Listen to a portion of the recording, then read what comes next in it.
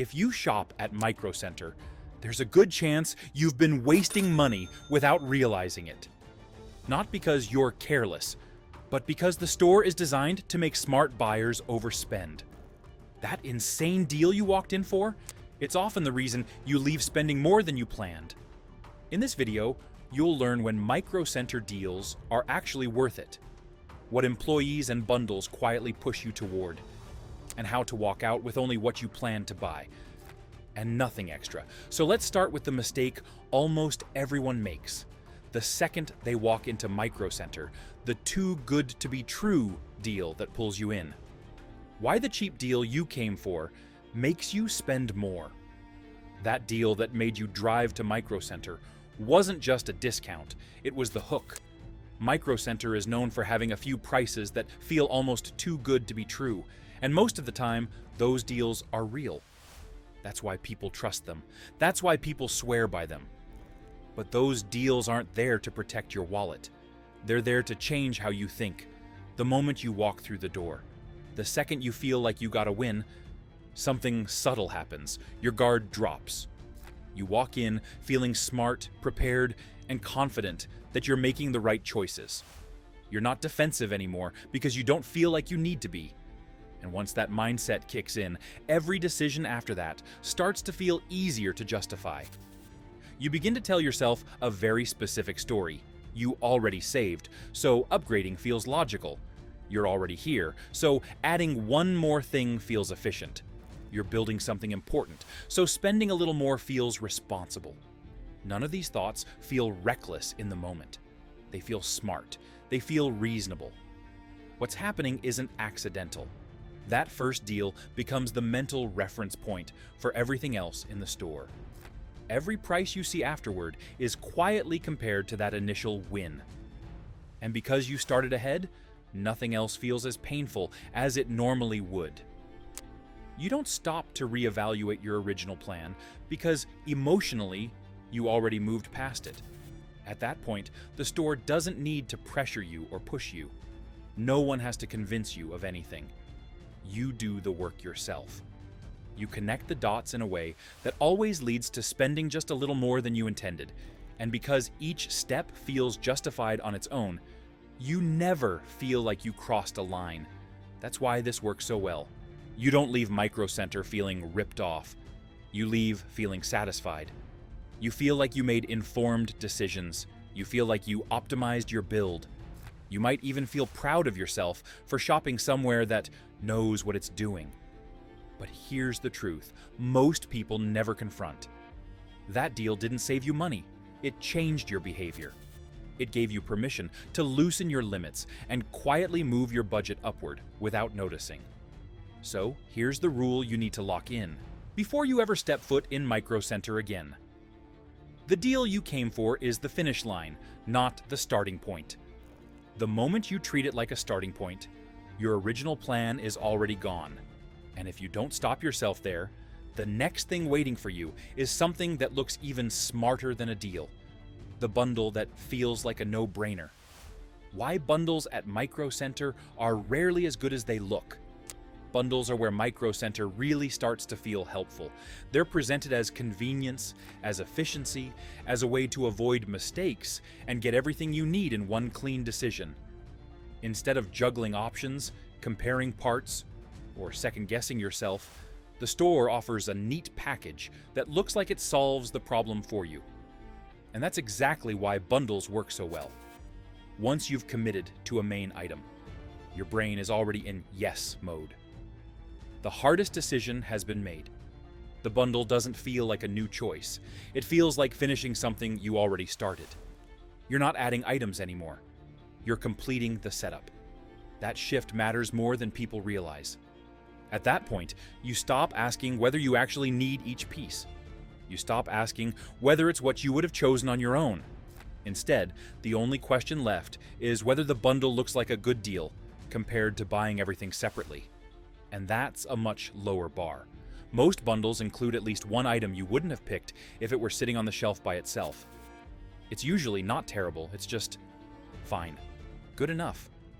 And because it's wrapped into a bundle, it feels smaller, almost invisible, like it doesn't fully count as a purchase. That's how unnecessary items slip through. Each item on its own would probably trigger hesitation. You'd pause, you'd think about it, you might even walk away. But when they're grouped together, that friction disappears. The bundle turns multiple decisions into one, and that's incredibly powerful. The dangerous part is how responsible it feels. You're not impulse buying. You're being efficient. You're avoiding future problems. You're doing it the right way. That's the story your brain tells you, and it feels logical in the moment. But what often happens is this: you get home, start unpacking, and realize you didn't consciously choose half the things you bought. They just came along for the ride. And while none of them feel bad individually, the total does. Bundles don't usually cause regret, one item at a time. They cause regret all at once. That's why the rule with bundles is simple but uncomfortable. Never evaluate a bundle as a bundle. Break it apart in your head.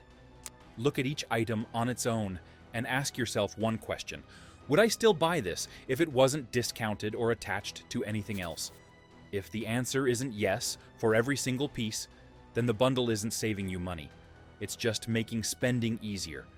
And once you stop letting bundles make decisions for you, the next influence becomes obvious. The conversations with employees that feel helpful, friendly, and neutral, but quietly guide where your money goes next. How Micro Center employees actually help you buy more. One of the biggest reasons people trust Micro Center is the employees. They know the products, they speak confidently about specs, and they don't act like traditional salespeople. That alone lowers your defenses. It feels less like a store interaction, and more like advice from someone who knows what they're talking about. And to be clear, most of them are genuinely trying to help. This isn't about bad intentions, but help still has a direction. The moment you ask for a recommendation, the dynamic changes. You're no longer making decisions on your own. You're being guided, and guidance almost always builds forward from what you've already chosen. The suggestions start to stack, not because you need them, but because they make sense together.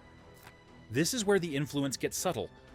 When an employee frames something as a good match or a smart upgrade, it doesn't feel like a sales pitch. It feels like optimization, like you're avoiding mistakes, like you're doing it the right way. And once that framing takes hold, it becomes very easy to say yes, without fully reevaluating your original plan. Another thing most shoppers don't realize is that not all recommendations are equal. Some items matter more to the store than others. Accessories, services, and add-ons are easier to suggest once trust is established, and they fit naturally into the conversation without raising alarms. At the same time, there's a social pressure most people don't acknowledge. You don't want to come off as indecisive or ungrateful. You don't want to stop the flow of the conversation to double-check everything. So you keep nodding, agreeing, and moving forward, even when the cart is slowly filling up. By the time you reach checkout, it doesn't feel like you were sold to. It feels like you were helped. That's the genius of it. The spending happened through conversation, not pressure. The key isn't to avoid employees. It's to change how you use them. Ask for information, not permission. Let them explain differences, not decide what's worth it for you. The more clearly you state what you're buying and what you're not, the less room there is for your plan to drift. Because once an employee helps you commit emotionally to a decision, the next suggestion almost always feels easier to accept. And the most common suggestion that follows is the warranty that sounds like peace of mind. Should you buy the warranty? Here's the real answer. Warranties at Micro Center are never framed as sales. They're framed as safety, as peace of mind, as the one small decision that protects everything else you just bought. And because they come up right after you've already committed, they feel almost automatic. You've already spent the time. You've already made the choices. You've already imagined using the product. So when someone asks if you want protection, your brain is no longer thinking about probability. It's thinking about loss. And loss feels personal. The pitch is simple. If something goes wrong, you don't want to deal with the hassle. You don't want regret. You don't want to feel like you cut corners. So adding protection feels responsible, even when you haven't stopped to ask what you're actually paying for. What most people don't realize is that modern hardware is far more reliable than we instinctively believe. Failures happen, but they're rarer than fear makes them feel. The emotional weight of "what if" tends to outweigh the reality of how often those situations actually occur. That doesn't mean warranties are always bad. There are cases where they make sense. High-use items, things that are handled often, products that are expensive to replace and annoying to troubleshoot. But those situations are more specific than most people assume. The problem is that warranties are offered broadly, not selectively. They're presented as a default option, not a calculated one. And once they're framed as peace of mind, turning them down can feel like being reckless. This is where you need to pause. Ask yourself whether you'd buy that protection if it weren't offered right in front of you at checkout. Ask whether the fear you're feeling is about real risk or just the discomfort of imagining something going wrong after you leave the store. Because here's the truth. Warranties don't protect your purchase nearly as much as they protect the store. They're one of the easiest ways to add cost without resistance, precisely because they feel responsible. The smartest move isn't automatically saying no, it's deciding ahead of time. If you walk in already knowing which items you'd consider protecting and which ones you wouldn't, the pressure disappears. And once warranties stop feeling automatic, you start noticing something else quietly inflating your total: the accessories you grabbed without thinking. Why? Accessories cost so much at Micro Center. Accessories are where Micro Center quietly makes its money. They don't feel important, they don't feel like decisions. They feel like small, practical things you just grab on the way to the register. A cable here, an adapter there, something you tell yourself you'll need eventually anyway. And that's exactly why they work. By the time you reach the accessory aisles, you're already mentally tired. You've made the big choices. You've compared options. You've talked to employees. Your brain is done negotiating. Now it just wants to finish the trip and go home. That's when convenience takes over. You don't stop to think about whether the accessory is worth it. You think about whether it solves a problem right now. And because you're already in the store, already committed, already holding expensive items, the price feels smaller than it actually is. Accessories also benefit from something most people don't notice: urgency. You convince yourself you need it today. Waiting feels annoying. Ordering later feels like extra effort, so you pay the premium without questioning it. Individually, none of these purchases feel like a mistake. They're small, they're useful, they make sense on their own. But together, they quietly add up. And by the time you notice, you've spent far more than you planned without ever making a clear decision to do so. That's why accessory purchases almost never feel bad in the moment. The regret, if it comes, shows up later when you realize how many of those small items you bought without thinking. The rule here is simple but powerful. Accessories should never be decided in the store. If you didn't plan to buy it before you walked in, it deserves a pause. Convenience is expensive, and Micro Center knows you're most vulnerable to it when you're tired and ready to check out. And quick pause right here. If this is already helping you see Micro Center differently, take a second to hit like and subscribe. It tells me this kind of breakdown is worth making, and it helps more people avoid wasting money the same way. Because once you stop letting accessories sneak into your cart, you start noticing a deeper pattern. Even knowledgeable buyers overspend here, and it usually happens under the label of being smart. That's what we're talking about next. How future-proofing makes you overspend. If you shop at Micro Center, there's a good chance you consider yourself informed. You've watched reviews, you know the terminology, and you don't want to make a mistake you'll regret later. That mindset feels smart, but it's also where a lot of unnecessary spending starts. The word that causes the most damage is future-proof. It sounds responsible. It sounds cautious. It sounds like you're thinking ahead instead of cutting corners. But most of the time, future-proofing is just a clean way to justify buying more than you actually need. Inside Micro Center, this mindset gets reinforced constantly. You see higher-tier parts presented as safer choices. You hear phrases like, for longevity, or so you won't have to upgrade later. And when you're surrounded by options that promise peace of mind, it's easy to feel like choosing anything less is risky. The problem is that the future is rarely as demanding as we imagine it will be. Most people don't push their systems nearly as hard as they think they will.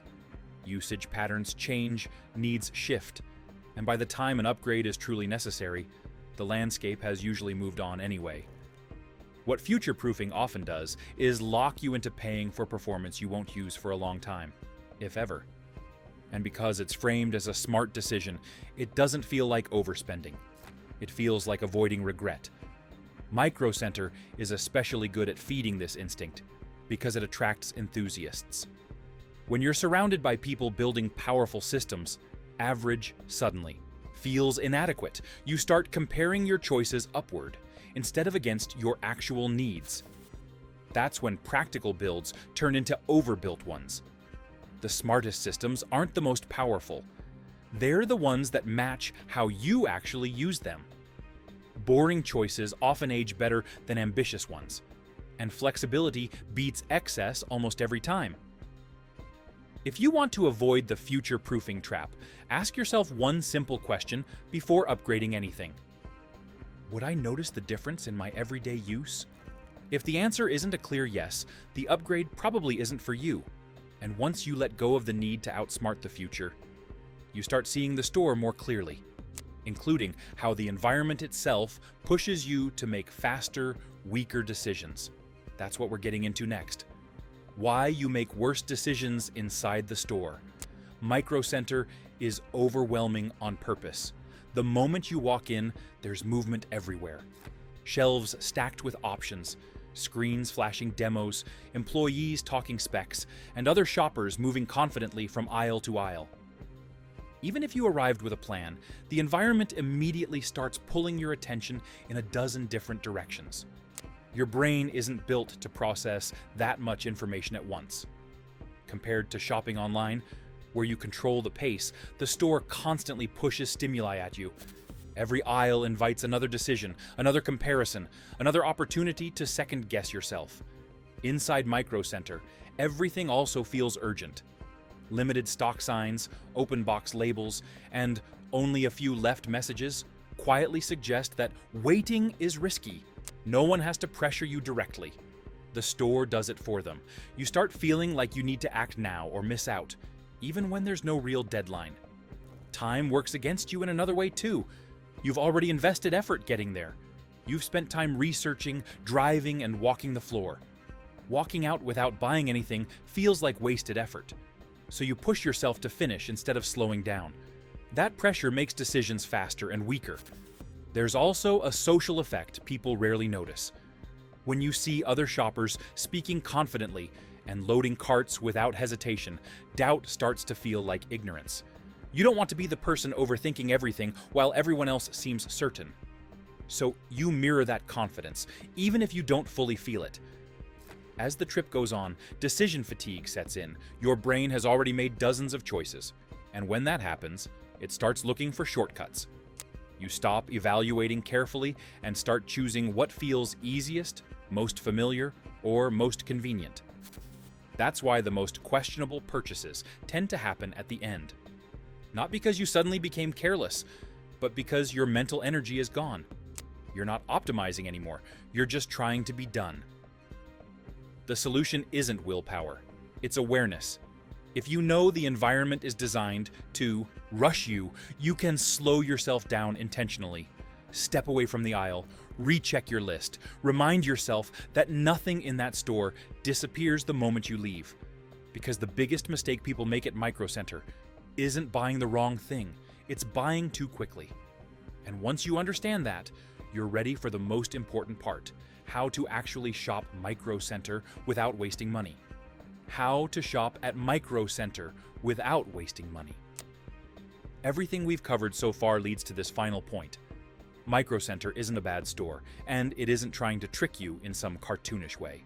It's a powerful environment built to reward momentum, confidence, and emotional decision-making. If you walk in unprepared, it will happily guide you towards spending more than you planned. If you walk in with intention, it can actually work in your favor. The single biggest advantage you can give yourself is finishing your plan before you arrive.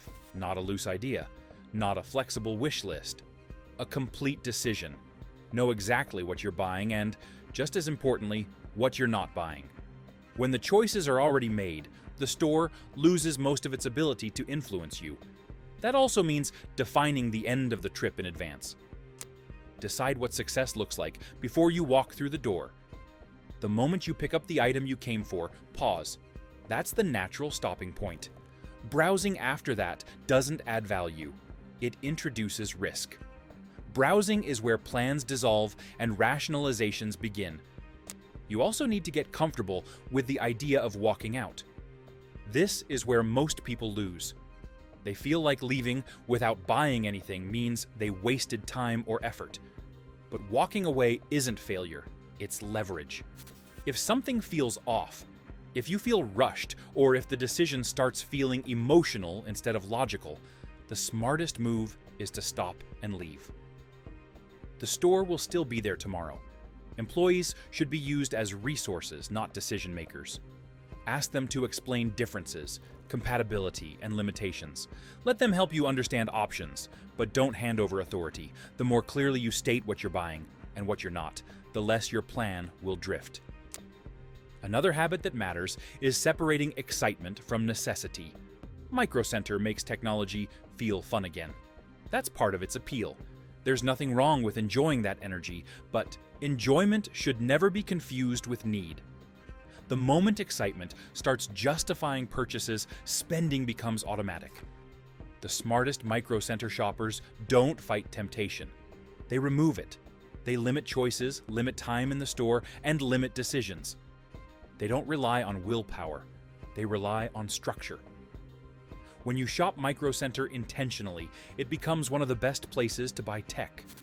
When you shop emotionally, it becomes one of the easiest places to overspend without realizing it. The difference isn't intelligence, it's discipline and awareness. And now that you understand how the store actually works, you're no longer shopping blind. You get to decide whether Micro Center controls the trip, or you do. If this video helped you see the store differently, do me a favor. Hit like so more people don't walk in blind, and subscribe if you want more breakdowns like this. No hype, just the stuff nobody explains until it's too late.